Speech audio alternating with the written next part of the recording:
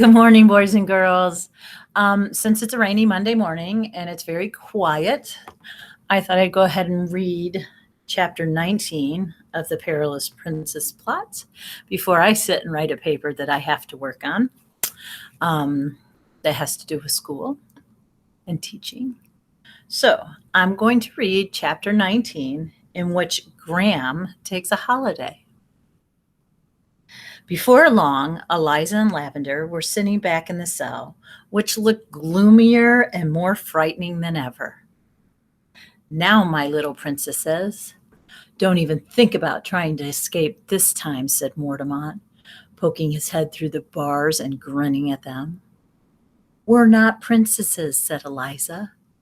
"And don't even think about pretending not to be princesses," said Mortemont. "Two sisters, two princesses, 2,000 silver pieces. It couldn't have worked out better. Soon I'll have more money than brains." "Soon," muttered Eliza. "One little letter to the house of Ummer and 2,000 silver pieces will soon be mine," Mortemont went on. "Do you have any more sisters?" "No," said Eliza, "and we're really not princesses. We live on a farm." Yes, with a goat called Gertrude, as if anyone would ever believe that," said Mortemont. "But I know you are Princess Fahalalala and Princess Trahilili," said Eliza sarcastically. "Ha! Caught you off guard there, Princess Fahalalala and Princess Trahilili from the house of Ummer. Do you have any brothers?" "Oh, yes, Prince Treholololo," said Eliza. "Prince Treholololo? Very interesting," said Mortemont. "Now, if you're planning to escape, I would just take a moment to consider the lilies and Violet, both of which are highly dangerous, both of which are in the moat." "Violet," said Eliza. "The color violet?" "Violet, my moat dragon, and all of her many children. I've put her on a strict diet, so she is ravenously hungry. If you want to try and escape across the moat, go ahead." And with that, Mortemont was gone.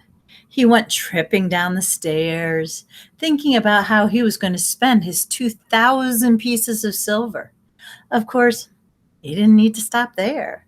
This is only the beginning, Mortemont thought. There could only be the making of me. I've found my vocation. Kidnapper extraordinaire. Soon he was so excited that he began to sing.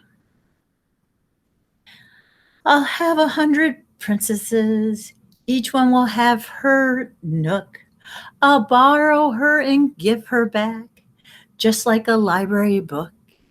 And happily ever after will live everybody. If by everybody you mean me. And I will kidnap princes, and I will kidnap kings, King Harold and Queen Matilda, and all of their diamond rings. I'll be such a dreadful villain that no one will resist, and anyone who's anyone will want to be, will queue to be, will fight until they're blue to be the very lucky kidnappee who's next upon my list." Sitting on the cold, damp floor of the cell, Lavender and Eliza listened to the echoes of Mortemont's singing until he finally stopped. He had been distracted by an incredibly handsome-looking face that he spotted in the mirror. "Well," said Eliza. "Well," said Lavender. "Well," said Eliza. "Maybe if I sang a song," Lavender said. "Please don't." "What if I grew my hair just like Rapunzel and then let it down out of the window and—" "Lavender," said Eliza. "What? No more fairy tales," said Eliza with a scowl. "Sorry," said Lavender. What if I pretended to be asleep and then a prince would come and rescue me? Lavender, said Eliza. Or what if there's a frog in the moat who's really a cursed prince and he's just waiting for me to dive in and kiss him?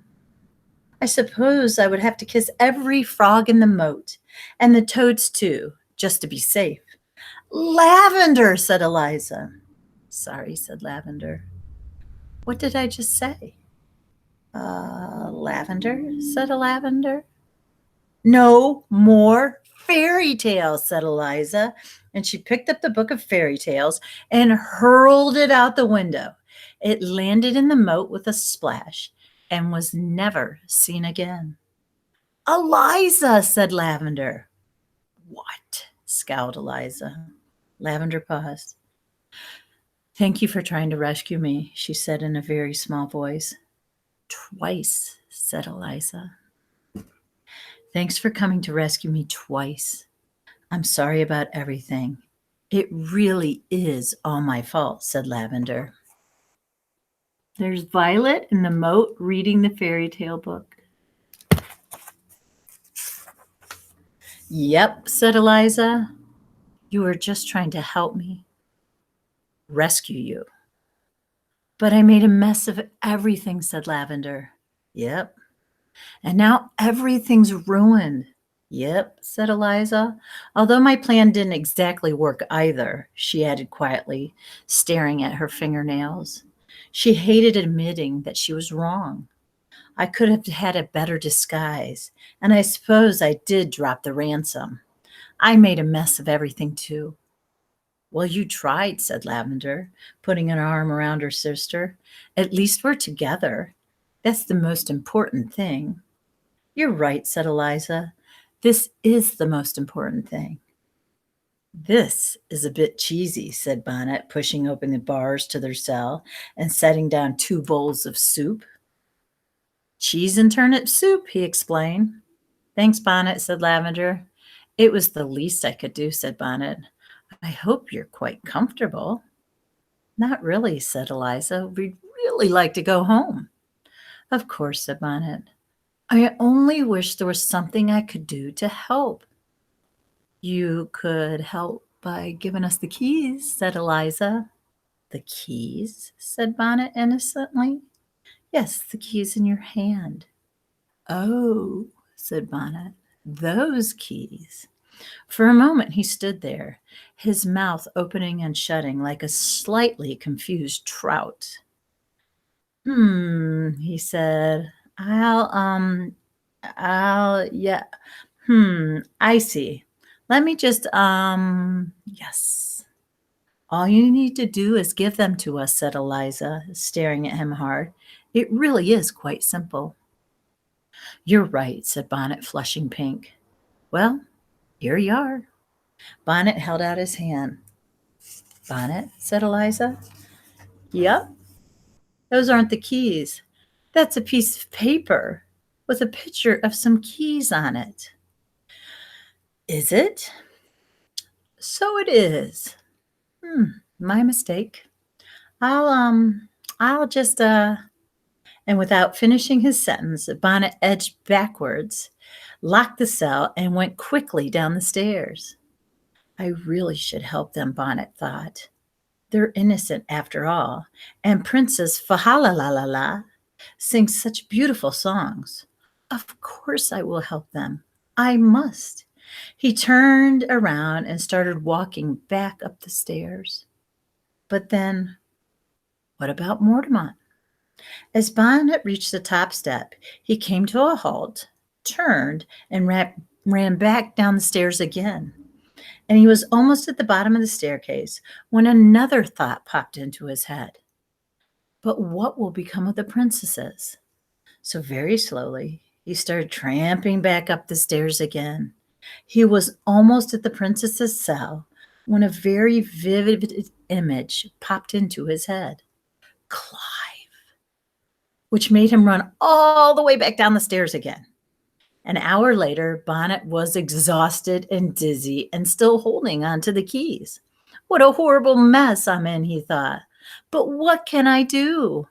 I'm only a tiny, cowardly giant.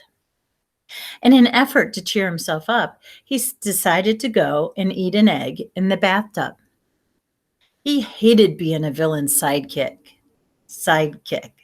It was even worse than his previous jobs, which were a laughing stock, a human bowling ball, really missing his parents, crying. Those last two weren't really jobs. They were just things he had done quite a lot of. Back in the cell, Eliza was trying to force down some of the disgusting soup. It was cold and as sticky as glue. We have to get out of here, said Eliza. I know, said Lavender. What happened to your knees? Just don't even ask, said Eliza. She had almost forgotten about her incredibly knobby old lady knees. Here they are again, just in case you missed them the first time. They're so lumpy and hairy and withered. They're disgusting. I know, said Eliza. I just had to lend my knees to a witch. Oh, never mind. You really shouldn't have done that, said Lavender unhelpfully. You don't know what she'll do with them, and those knees won't help us get rescued, will they? Thanks for pointing that out, Lavender, muttered Eliza. Look, there has to be a way out. I'm sure we can think of something. She shut her eyes tight to help herself think. And then there was silence. It was long.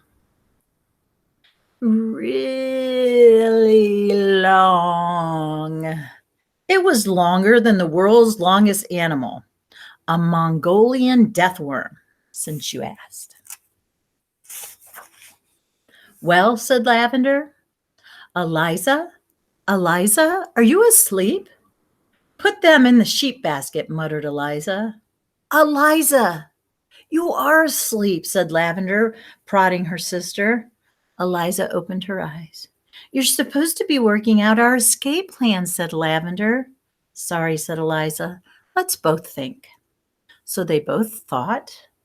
There was another silence, longer than the two Mongolian deathworms.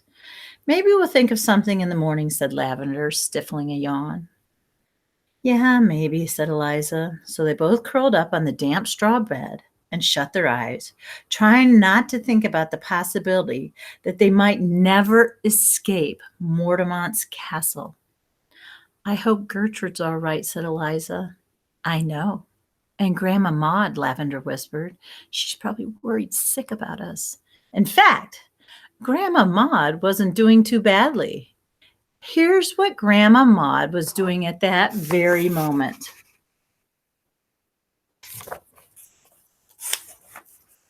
I wonder what she would do if she was here, whispered Lavender. She'd tell us the story about the Black Death, said Liza, with spots and lumps and withered skin and fingers falling off. Wait, they both said at the same time. Are you thinking what I'm thinking, said Lavender. I don't know, said Eliza. Are you thinking what I'm thinking? I don't know. Let's both say what we were thinking at the same time. So they did. Let's pretend we've got the Black Death, said Eliza at the same time as Lavender said, let's sing a song about Grandma Maud. Eliza looked down at the gray, gooey, blue cheese and turnip soup and remembered the words of Boris the Wise. Maybe the turnip could help them after all. Well, I hope you enjoyed that chapter. That was very interesting. You guys have a good rest of the day. I'll see you tomorrow. Sweet dreams.